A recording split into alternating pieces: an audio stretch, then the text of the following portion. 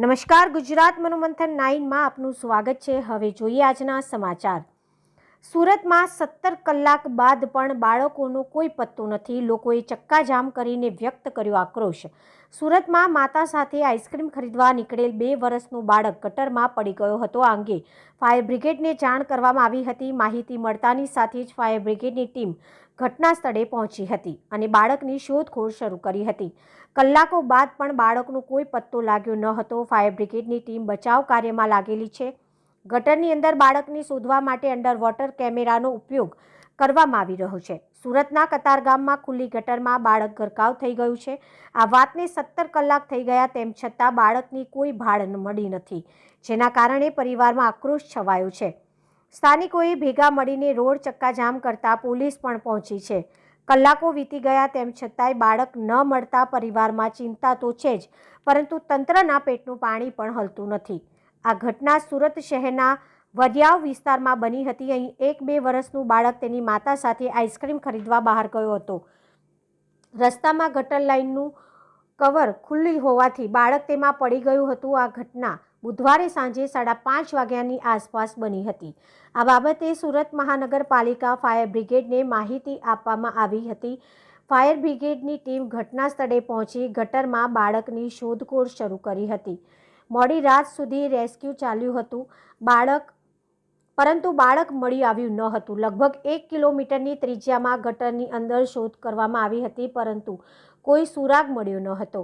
બાળકની માતાએ જણાવ્યું કે તેમનો પુત્ર આઈસ્ક્રીમ ખાવા માટે બહાર ગયો હતો। ગટરનું ઢાંકણું ખુલ્લું હતું। મને ખબર ન હતી, ત્યારે અચાનક તે તેમાં પડી ગયો। 2 લોકો ગટરની અંદર ગયા બાદ પણ તે મળી આવ્યો ન હતો। મારું બાળક હજી મળ્યું નથી। મને સમજાતું નથી કે આ લોકો શું કરી રહ્યા છે। કેટલાક કલાકો માટે શોધો છો। આ ઘટના માટે સરકાર સહિત વહીવટી તંત્રના લોકો જવાબદાર છે। સુરત મ્યુનિસિપલ કોર્પોરેશનના ચીફ ફાયર ઓફિસર બસંત પારેખે જણાવ્યું હતું કે બુધવારે 5:45 ફાયર કંટ્રોલ રૂમને કોલ આવ્યો હતો કે એક નાનું બાળક ચેમ્બરમાં પડ્યું છે। આ પછી ફાયર સ્ટેશનની 5 ગાડીઓ તાત્કાલિક પહોંચી ગઈ હતી। દરેક મેન્યુઅલ ખોલીને સર્ચ કર્યું। અત્યાર સુધીમાં 4 મેન્યુઅલ ખોલ્યા છે। જો ચેમ્બરની અંદર 5 થી 6 ફૂટ પાણી હોય તો તેનો પ્રવાહ વધારે હોય છે। બાળકને શોધવા માટે અંડર વોટર કેમેરાની મદદ લેવામાં આવી રહી છે। યુવાનો વ્યસ્ત છે। પાણીના પ્રવાહના કારણે બાળક કેટલું આગળ વધ્યું છે તે અમે કહી શકતા નથી। 5 ફાયર સ્ટેશન પરથી વાહનો મંગાવવામાં આવ્યા છે। અહેવાલ હરજીતસિંહ ગીલ। મારું નામ નિતેશ ટાંક છે। શું ઘટના બની છે? કાલે 5 વાગે અમારા સમાજની દીકરી એમનું બાળક લઈ અને અહીંયા બુધવારી ભરાય છે ત્યાં ખરીદી કરવા માટે આવી હતી। હવે બાળકે આઈસ્ક્રીમ ખાવાની જીદ કરવાને કારણે બાળક હાથમાંથી હાથ છોડાવી અને ભાગ્યો। એવું ભાગ્યું ત્યાં ગટર હતી। એ ગટર વરસાદી ગટર હતી, પણ વરસાદી ગટરની ઉપર ઢાંકણું નહોતું।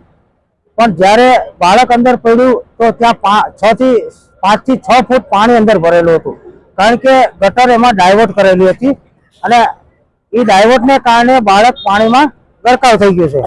અને જ્યારે ગરકાવ થઈ ગયું છે, ફાયર સેફ્ટીને અમે ફોન કર્યો હતો તો એક્સચેન્જ આવતું હતું। પછી અમે ચેરમેનને ફોન કર્યો તો 10 મિનિટની અંદર ચેરમેન આવ્યો।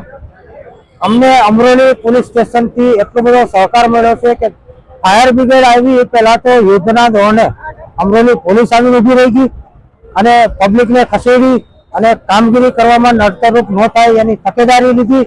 અને અધિકારીઓ હજી સુધી રાતના 8 વાગ્યા સુધી અધિકારીઓ ડોકાવા પણ નથી આવ્યા અને અધિકારીઓને બાળક મરી ગયું એના પ્રત્યે કોઈ ગમ પણ નહોતો અને અધિકારીઓ અમને કોઈ પણ જાતનું આશ્વાસન પણ નથી આપ્યું અને સીધો જવાબ પણ નથી આપ્યો।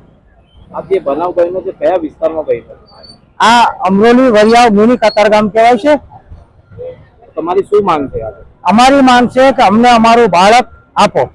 આવી જો બેદરકારી, આજે અમારું બાળક ગયું છે, કાલે અન્ય સમાજના બાળક પડશે। અને સુરત મહાનગરપાલિકા કરોડો રૂપિયાનો જો વેરો ઉઘરાવતી, અમે ટેક્સ ભરીએ છીએ, વેરો ભરીએ છીએ અને આવા ખુલ્લા ઢાંકણા રાખીને અમારા બાળકનો ભોગ આપવા માટે અમે વેરો ભરીએ છીએ। અરે મેયર તો ગાંધીનગરમાં મેચ રમે છે। હું તો મેયરને કહું છું કે મેયર સાહેબ છક્કો મારો, તમારો આ છક્કો છે ને રાંદેરનો તમારો જેડો એ અહીંયા હાજર થાય અને અમને નકશો આપે। તમે ગાંધીનગરમાં છક્કા મારવાનો બંધ કરો, અહીંયા છક્કો મારો રાંદેરમાં, કારણ કે મેયર તો ક્રિકેટ રમવા ગયો છે। અમારે જરૂર છે અત્યારે। અરે જાંબાજ અને એક પ્રતિષ્ઠિત મેયર છો, તમે તમારા અધિકારીને કંટ્રોલ ન કરી શકો કે તમારા કોર્પોરેટરે કમિશનરને ફોન કરવો પડે ત્યારે તમારો ઝોનલ ઓફિસર અહીં સ્થળ ઉપર આવે છે અને સીન સપાટા કરીને હોયો જાય છે અને કાપડા કરે છે? શું આમાં અમારા સમાજની ખિલવાડ કરવા માટે આવતો હતો? અરે ભાઈ, સાચો રસ્તો બતાવો જેથી કરી અમને અમારું બાળક મળે. ફાયર બ્રિગેડની કામ એટલી બધી સુંદર હતી, હજી પણ ફાયર બ્રિગેડ કામ કરી રહ્યું છે. પોલીસ પ્રશાસન પણ એની જવાબદારીમાં જેટલું આવતું હતું એટલું નમ્રતા અને સ્વયં એક ખંભો મિલાવી એક અમારા ભાઈ બની અને અમને જે દિલાસો આપી રહ્યા છે, અમારી સાથે ખડે પગે ઉભા રહ્યા છે. હજી પોલીસે ખાધું પણ નથી. કાલે 5 વાગ્યાની વાત છે. ચા પણ પીધું કે ન પીધું તો એ લોકોને ખબર છે. કોઈ જાતની લોકોને શાંતિ અને સુલે રાખવાની અપેક્ષા કરે છે. હર્ષભાઈને કહે છે કે અત્યારે અમારા અમરોલી પોલીસ સ્ટેશનની અંદર જેવા પોલીસ જવાનો જાબાજ જે જિંદગી જીવી રહ્યા છે ને, એવા દરેક જિલ્લાની અંદર, દરેક તાલુકાની અંદર આવા અધિકારીઓને થોડુંક પ્રોત્સાહન આપો. એને જે વસ્તુનું ખૂટતું હોય એ વસ્તુ તમે પૂરી કરો. ને અધિકારીઓને, અમે તો હર્ષભાઈને કહી, ગૃહમંત્રી સુઓ, સુરતના તમે ધારાસભ્ય હતા અને સુઓ, અને જો તમારા ગૃહમંત્રીના વિસ્તારની અંદર આવા ખુલ્લા ઢાંકણા રહેતા હોય અને ખુલ્લી બેદરકારી બતાતી હોય તો તમે રાજ્યમાં શું બેદરકારી નહીં કરતા હો સાહેબ? મને તો એ વસ્તુનો અફસોસ થાય છે કે આ રોડ રસ્તા, તમે મેગા સિટીની વાત કરી, અમે એક્સેપ્ટ કરી, એક અમે ભારતીય જનતા પાર્ટીનો અમારો સમાજ સમર્પિત હતો અને હજી સમર્પિત જ છે.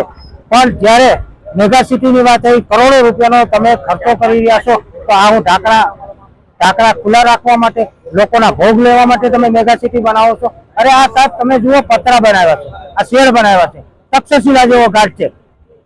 શું છે આ? સુરત મેગા સિટી નહીં, શમશાન સિટી, પતરા સિટી બનાવવા માટે આ ભારતીય જનતા પાર્ટીના નેતાઓ મળતિયાઓ થઈ અને આ કૃત્ય કરી રહ્યા છે.